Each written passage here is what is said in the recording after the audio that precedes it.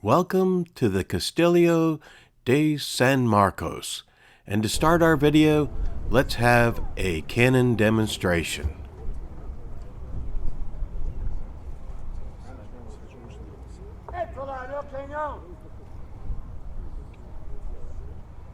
Attacking!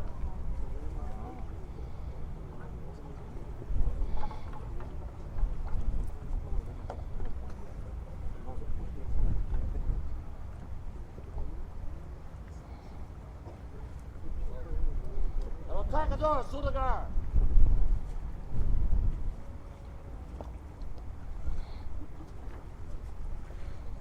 Tome los suspectos!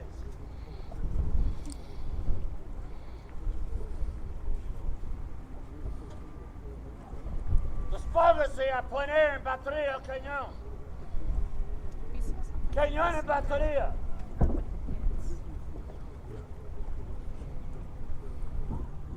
Dispóngase para la puntería.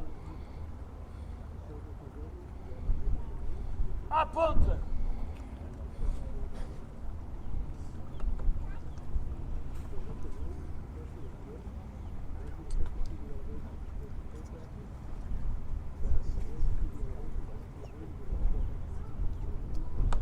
Specchia de su lugar.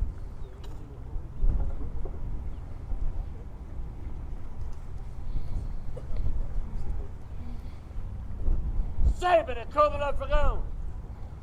Tómelo para fuego.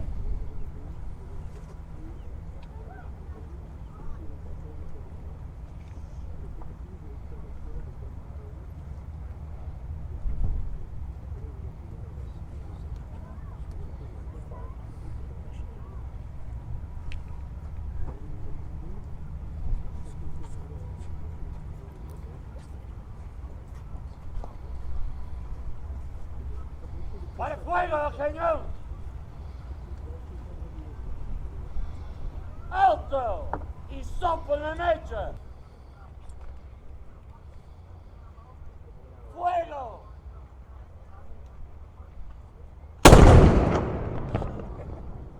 ¡Para fuego, en su lugar! All right, I'm here at the Castillo de San Marcos National Monument. So let's cross the drawbridge and go inside.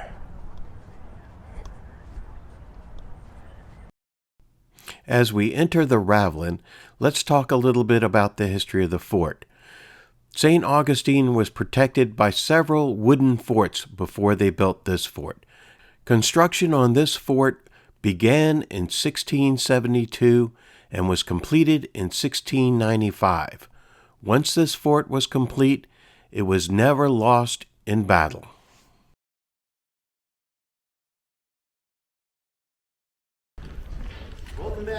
Outstanding. I love the uniforms.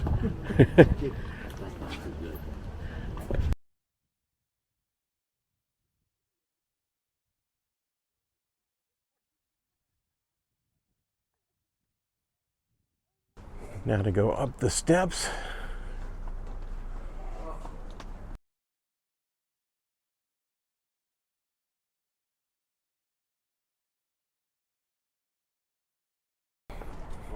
Morning. Now we're up on the top of the fort, and you can see why I put it here, because that's the entrance to the bay, and they have gun platforms up here. From this lookout tower, you must really be able to see out into the bay. I imagine they would have had a wooden platform inside, and there is nothing on the inside.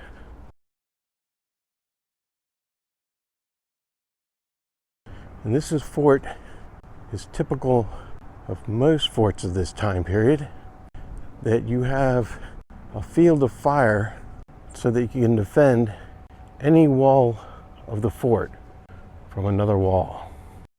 Once again, you see that every cannon has a platform.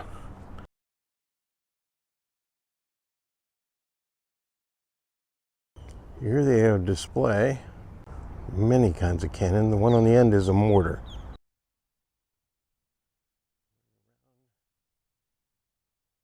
And here they have a large mortar. This thing is brass because you can see how the salt air has corroded it. Here's another lookout position on the corner of the wall that you can fire a musket out of.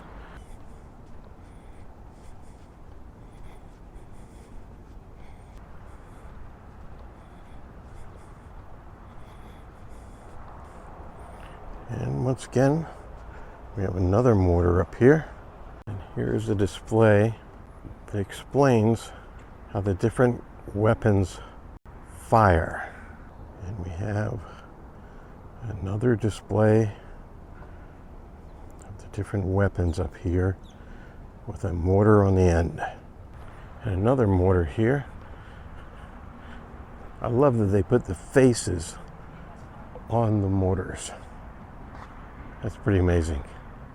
And another lookout position over here with all the pigeons on it.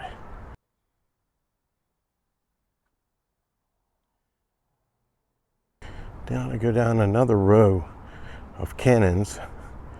This row of cannons is more representative of how they would be.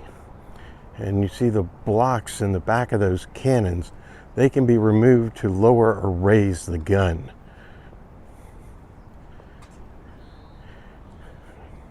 They can roll these cannons back and forth on these platforms to load them, and they can fire through the wall and not over them. Here's some, of course, there's the Spanish colors on the flagpole, and these cannons, some are a little smaller, but they have a good view of the city.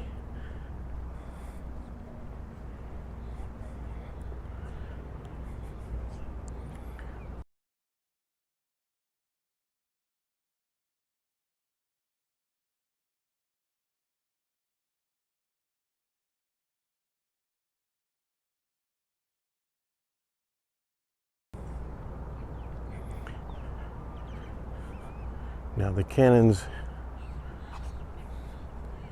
you can see, once again, this place has a great view of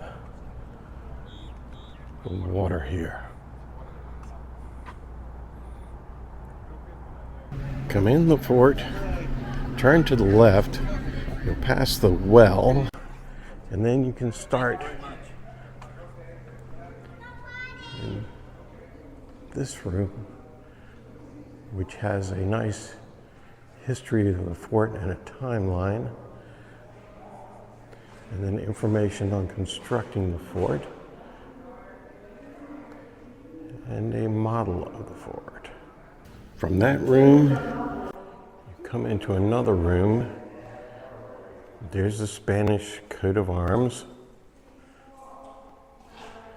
Here's a set of doors.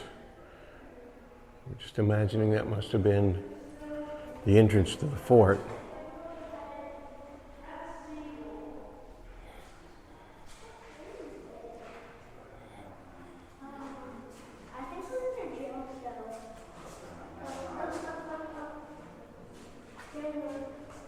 Here are the original Sallyport doors.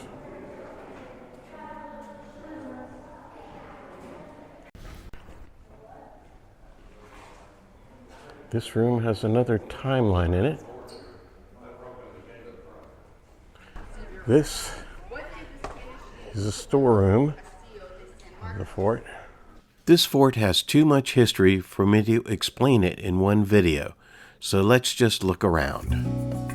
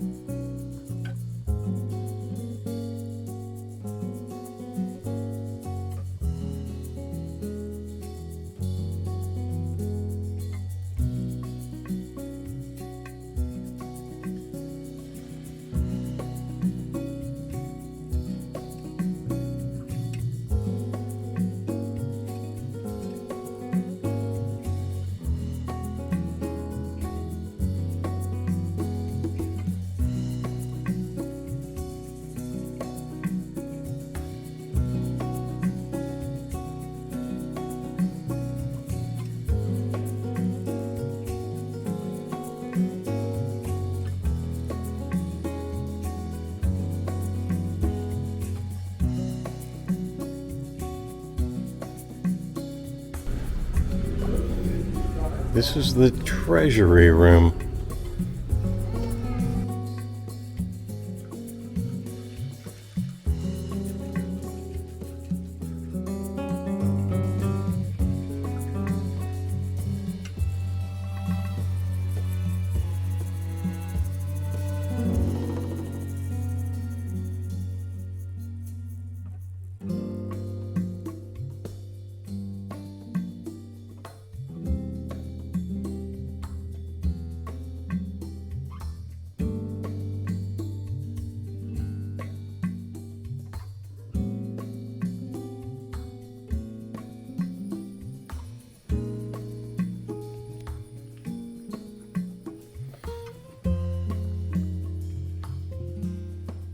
Tidal toilets that would flush twice a day with seawater. When you come into the fort, if you turn immediately to the right, you will enter the Spanish Barracks. This is what the barracks would have looked like for the Spanish soldiers.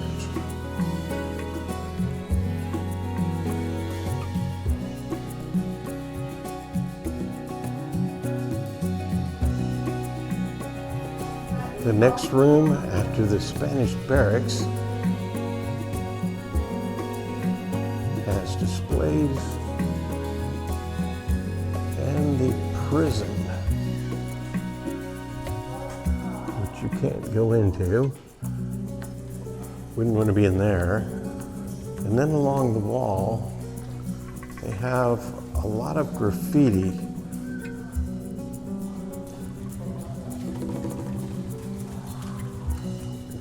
Carvings on the wall that they have preserved by putting up plexiglass so you can still see through it and see what's been put on the walls. Now I'm on the outside of the fort, and what we have here is the moat of the fort. But the moat of the fort was not filled with water because they don't need to fill it with water.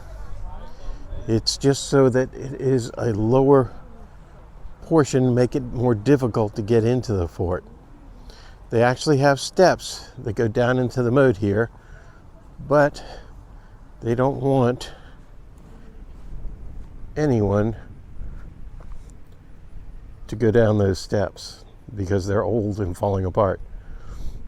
But when the fort would be under siege, they would actually drive their cattle down into the moat so that they would have a food source during the siege, and it would be protected from the enemy. Now, before you get to the moat is another part of the defenses. We have what's called a glacis here, which is a slope. So the fort is sitting on a hill that goes down. And I'm in a defensive position below the glacis where the men could get down here and fire muskets at an advancing army. And you see these slits or indented spots in the wall like we have right here. This is where they would station men so that if they did get down below this area, they could slide into these positions and not get flanked by an army coming across this inner defense position. And you can see these bulwarks, or the sections of the fort that stick out from the curtain walls that are in the center. This is so we have defensive fire from all angles. So you can't go up to the wall and just throw ladders up because somebody can fire at you the entire time. So when you come to this fort, you've got to understand that a lot of the defenses are not just the stone walls of the fort, that the area around the outside of the fort contains a lot of the defensive history of the fort. And when this place was under siege, a lot of cannonballs never even made it to the wall. They would be absorbed in the glacis, or the slope leading up to the fort. Also, the ravelin, the thing that looks like the little fort in front of the fort, is so that you can't fire a cannon right into the sally port of the fort. So many things involved in a star fort.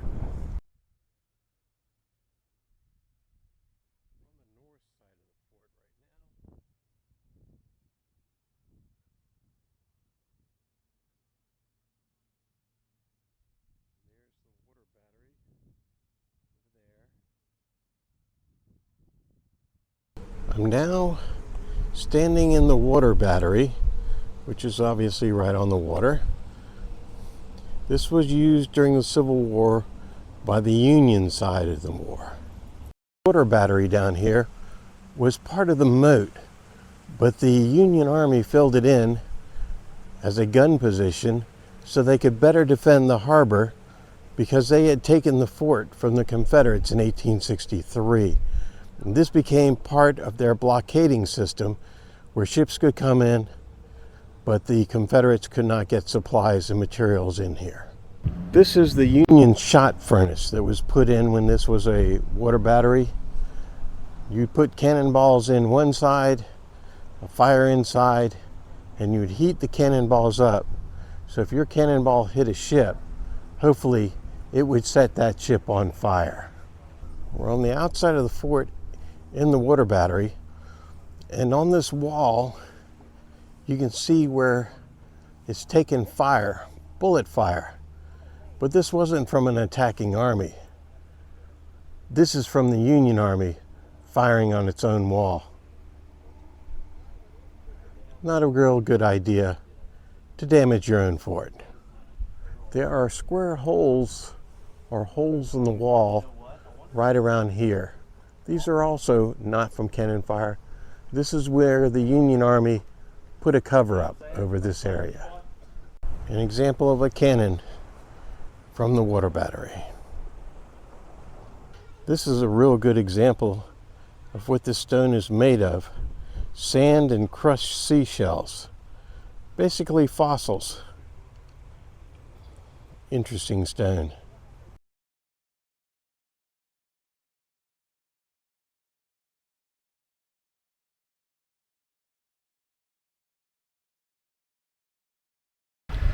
From the parking lot, you can see the hill or glacis as it leads up to the fort, because there are no hills in this part of Florida.